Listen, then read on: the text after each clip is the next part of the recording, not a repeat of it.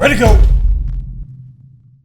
Alright YouTube, welcome to yet again another video. Today I'm going to be training with young Ethan Tunstall. He's going to be arriving any moment now. Ethan is what I like to call the Reacher Part 2, this time with power. This guy moves a lot like Jordan Davis. He's not as experienced, and of course Jordan is still ahead of him, but Ethan is the kind of guy who thinks just like Jordan does. He moves, he's a derailer. He really likes to derail his opponents from their power. He's amazing at it, and he's only 18 years old, so he's got plenty of power still. He's walking around like 94 kilos, and he's starting to get strong, so it's exciting. But anyway, Ethan's going to be here really soon, the Reacher Part 2, and yeah, we're going to have a good session. Here he is, the Reacher Part 2. Hi, man. I'm alright, how are you? Good to see you. I've given the intro. I've told everybody you're the Reacher Part 2, so we're going to see if you live up to it today. But what's been happening, man?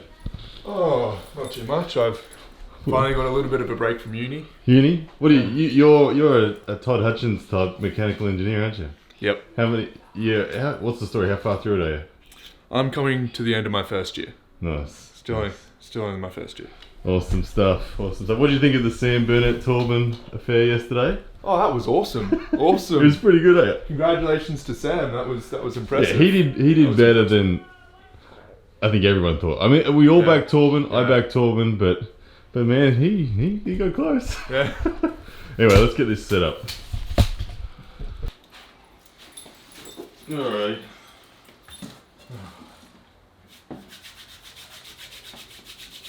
So you had a super match recently as well, didn't you? With Isaac.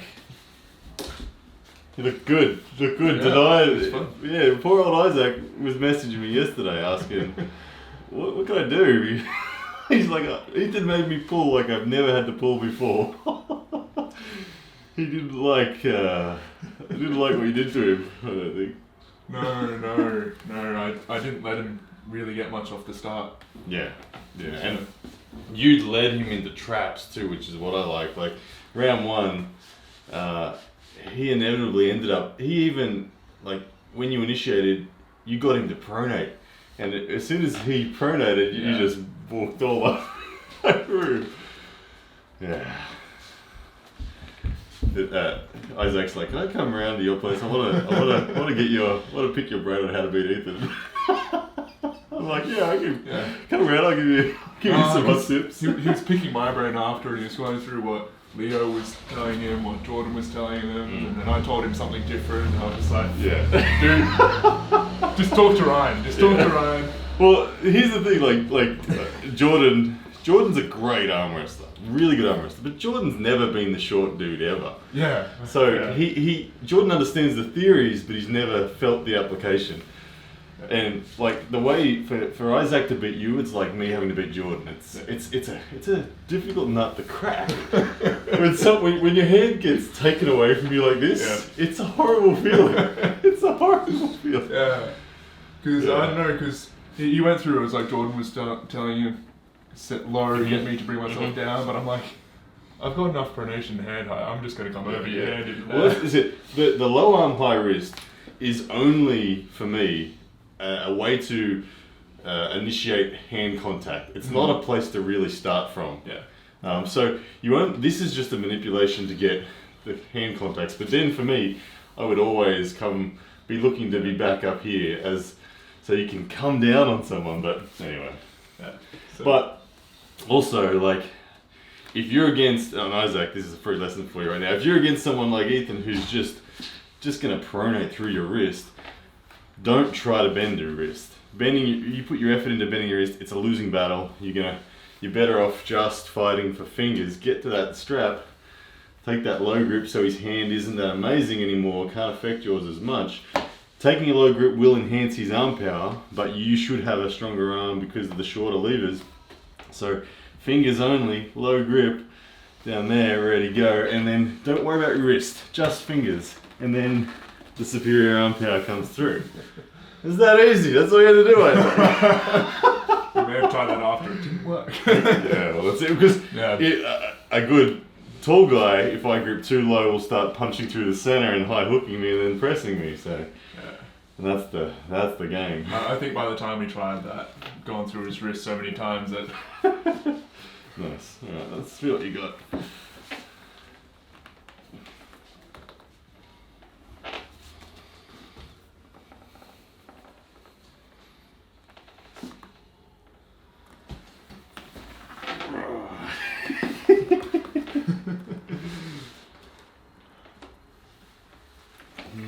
Nice. You're getting stronger. It's good. I like that you have the confidence to transition in now. Like, you don't. Your threat level doesn't go down during your transition. Yeah, it's been interesting pulling with Sam Safiri.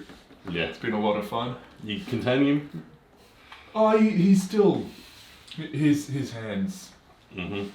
You can wear them out, you can bleed him. And after you bleed his hand, it's alright, but until then... I still haven't missed the time I went down there, he wasn't there. And then I didn't get in yesterday, or whatever it was. Yes. Yeah, but the most reliable method for me to stop him coming into a press is coming inside and outbone lining him. So. Yeah. What's it? If you get in and coil up and outbone line someone, that immediately, if they drive sideways against that, it twists their arm. Like if you're in here and I just drive side on it, I just end up there. And Sam doesn't like it being fully supinated. He wants to be palm sideways. Slamming Sam. Whoa.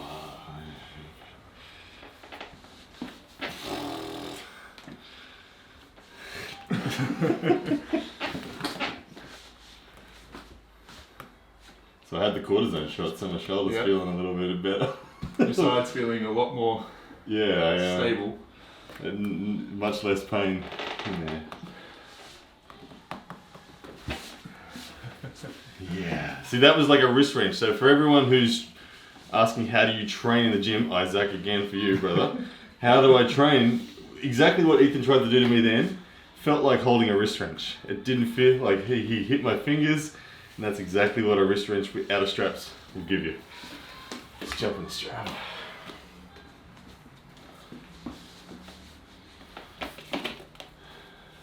When I was down the Gold Coast the other day, I mentioned that I said something that immediately stuck with me like, that's like a theoretical concept that it's not brand new, but it's a way of thinking and representing it. And all I said was, you've either got to break it or take it.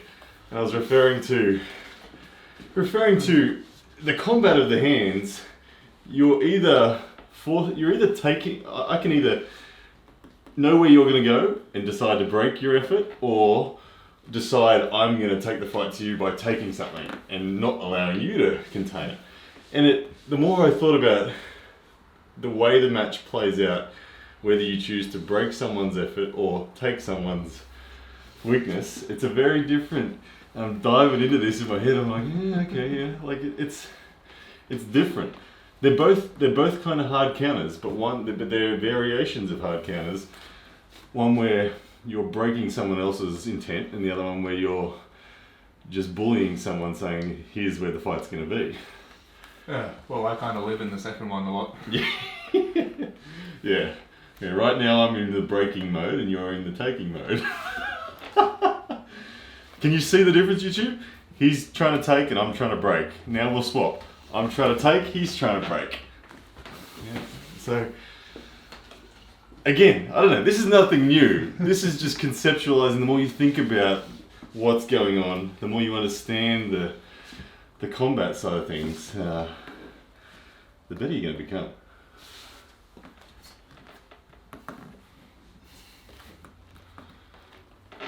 Ooh, I remember that little cheeky thrust you've got there. That is a nice one. Nice. Elbow crunch. That is a good connected press you have.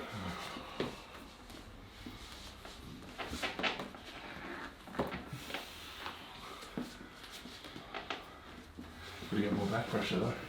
Yeah, I'm starting to experiment with my side again. I haven't for a while.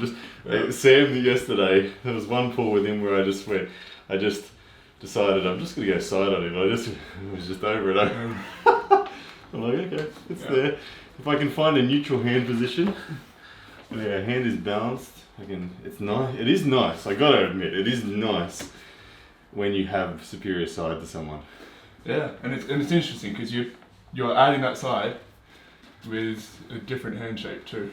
Yeah. And your hand feels very different when you're adding that side. All I want to be able to pull the trigger on side, all I need to do is know that my hand is going to stay as it is.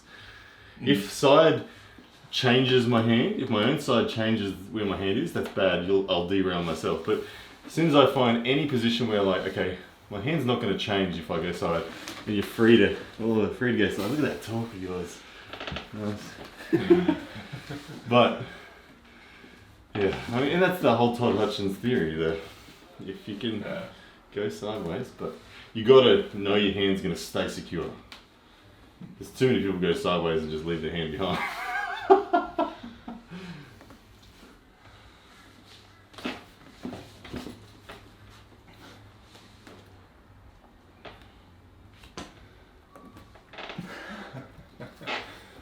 The lovely stopped match, just get more cut.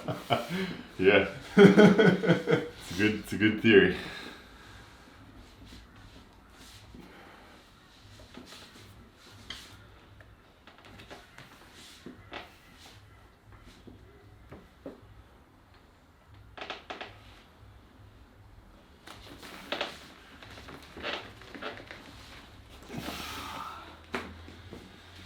Yeah, so you ended up in a few open arm positions where you were experimenting, and it was because Isaac ended up getting more cup right at the death that he ended up when you were both like this for a while, and he eventually got that. Yeah, so I ended up decided, you know what, I'm gonna pull with my wrist back. Yeah. Get here. I kept on dropping down, so it was bicep and back on bicep and back, and he's about 10 times. Yeah, he's got the velocity. Yeah. So he ends up dragging through and then add cup at the end. Mm.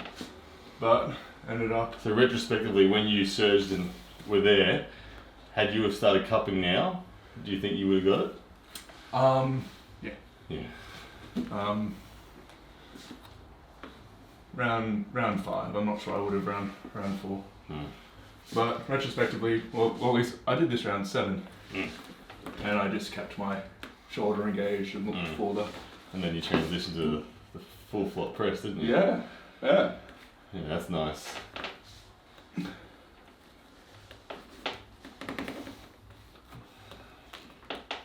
if you can flop press now. Oh, nice. Yeah, it's a clean transition. There's no, I didn't feel a gap then. Even though I could hold it, I didn't feel a gap. Mm.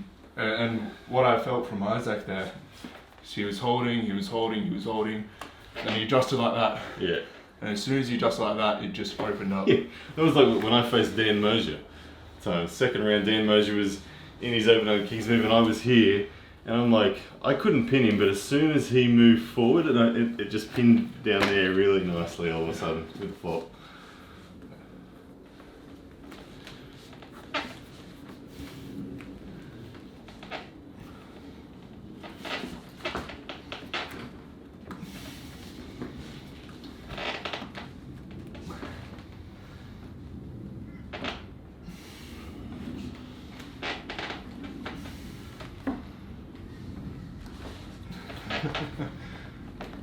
Gotcha, yeah.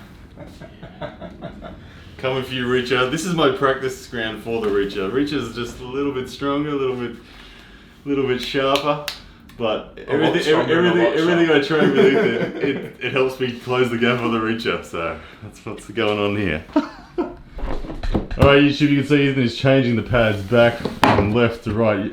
It never happened. Never happened. You know, left is banned on this channel. Anyway, we did do a little bit of left, but we'll finish up now with some right. Once again, let me get this camera sorted. There we go. All right.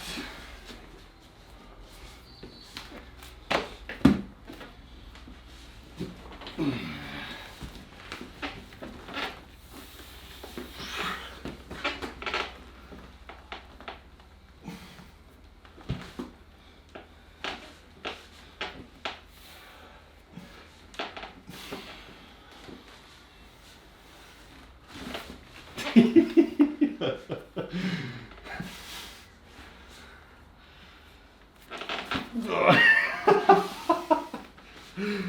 well-timed release of the wrist. Very nice, very nice. If you don't get it, if you don't get that purchase, you're just like prying open it. You got it. Just. You're out there.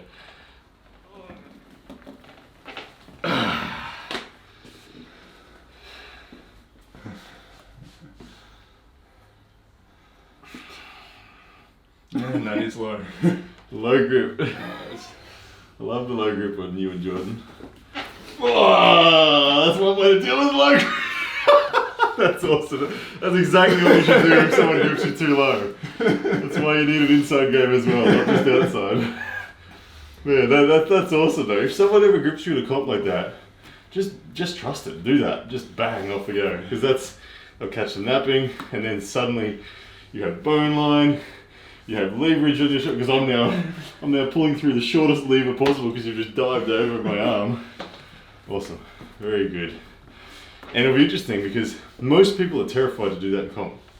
Most people hit their A game, whatever they don't read their opponent. As soon as you give yourself permission to lose a few times, but in the process experiment with actually hitting what you think is the technical right move, you'll open up new opportunities.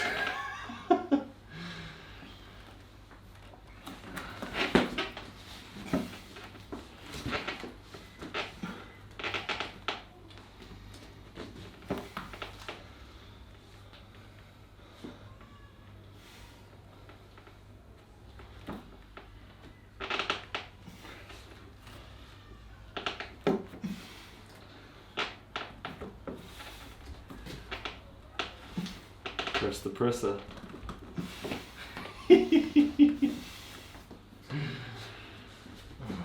Pressing a presser is always a satisfying thing too.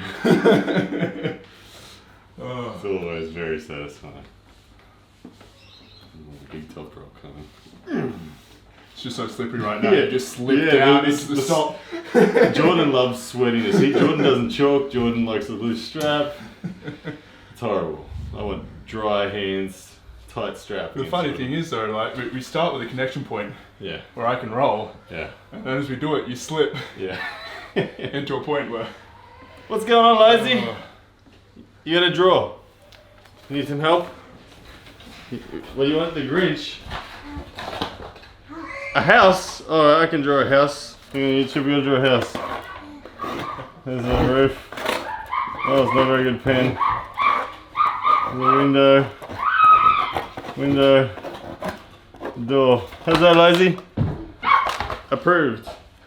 Alright. So Lazy, take the lead. Lazy. Good girl. Alright. I think battery's getting close to gone, so let's make it interesting. Oh, come and say good day on the camera, right? Jump up and down so we can see you. Oh, God.